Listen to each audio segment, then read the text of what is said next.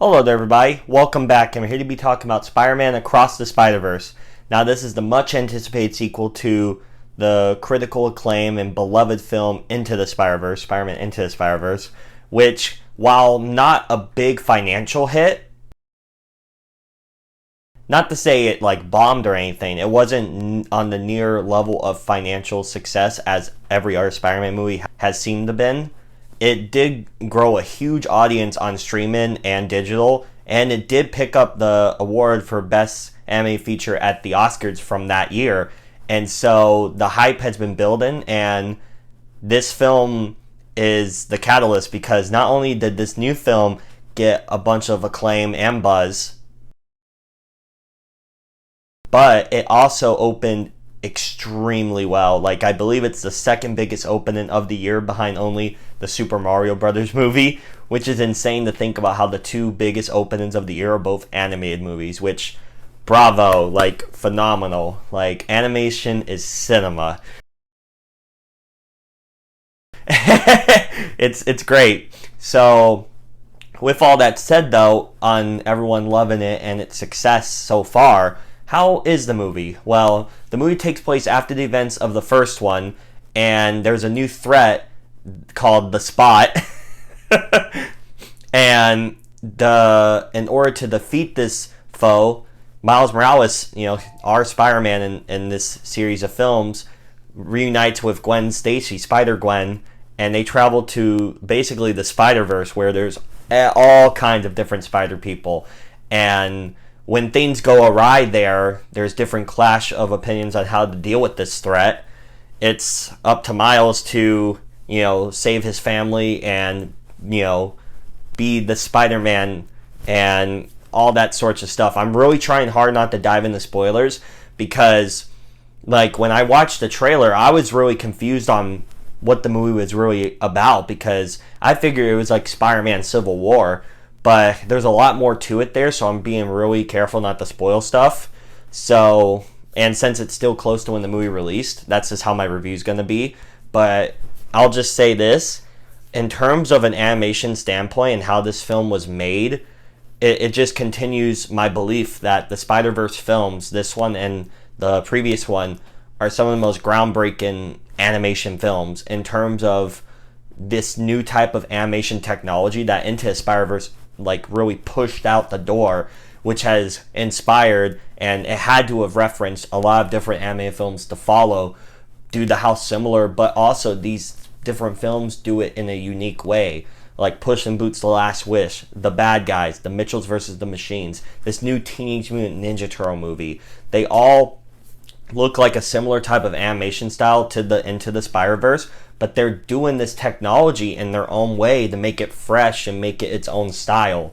And you have to give major props to the teams who worked on both of these Spider-Verse films because the animation in this film, Across the Spider-Verse, had my jaw to the floor for most of the movie. I was just blown away at how much time and effort it took. Needless to say, it's also the longest, or one of the longest, animated films to ever come out at almost 2.5 hours, which is incredibly long when animation is usually no more than an hour and 40, hour and 50. So it truly is mind-boggling to see this film be that long, and yet there wasn't really that many errors or weird stuff to really pick up on. Now, I'm no animation guy, or I'm no artist or any of that, but I do appreciate the art form and the animation style because I know it takes a lot of talent and effort into making, this, like it does with most stuff. It takes effort, it takes a crew, and etc.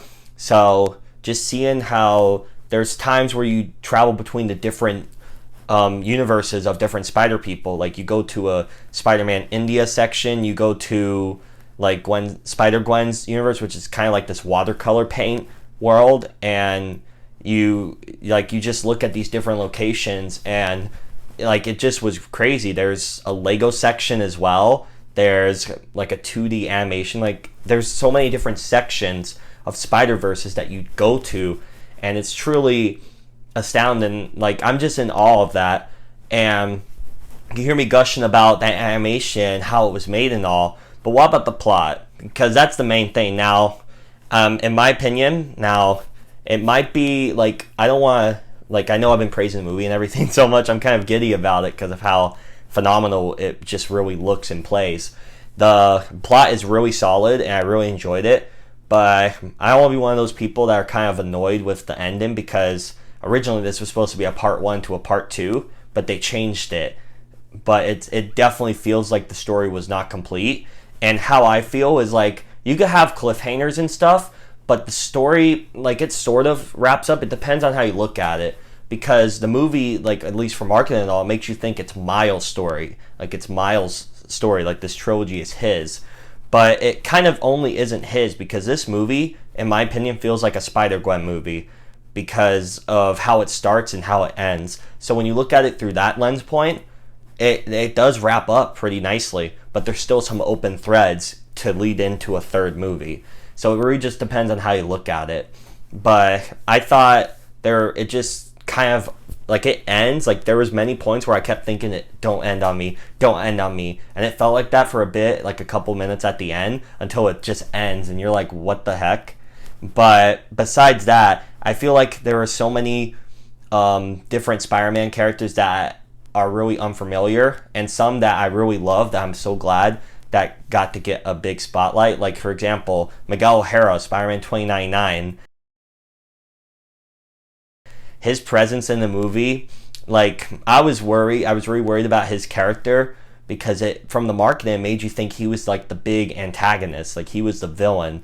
And for people who know of the character in the comics now, or even from the Edge of Time video game, which is one of a really underrated game, I really enjoy it, I was worried with how they would treat his character, but his motivations on why he's set in his ways on doing what he's doing in the course of the film really, I feel like, makes sense.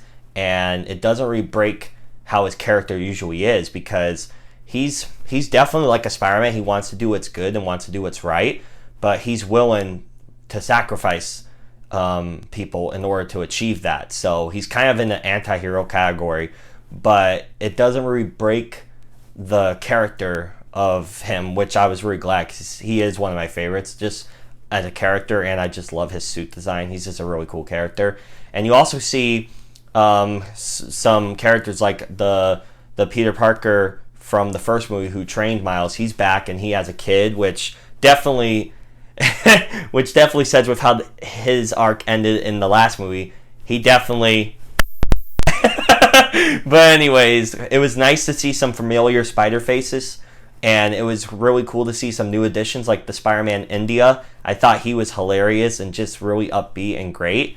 The Spider-Punk was really cool, and just his animation style, how these different animation styles are able to mesh together and it doesn't jar you and it doesn't feel inconsistent. It's just I love the story and I really enjoy it, even with a few issues with how it ends and minor stuff through and through. I just really have to give credit to just how well made this movie is, and that's where most of my praise is from. I don't want to overstate the story and the character beats and stuff, because that's good. The score is pretty solid. There's some really fun fight sequences that probably couldn't have been done in live action that they were able to capitalize in animation.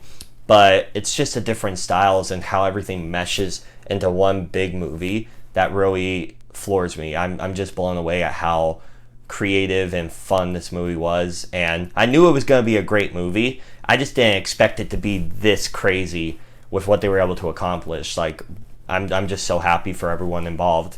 And the voice work from everyone is really solid. And I cannot wait to see more. Like, I definitely am going to probably check this out a second time, because there's a lot of Easter eggs and stuff for hardcore Spider-Man fans that you probably missed on a first viewing. But with all that said, those are my thoughts on Spider-Man Across the Spider-Verse. Again, yes, I had some nitpicks in there, but it's a near perfect movie. It truly is. And definitely recommend checking it out, because it was great.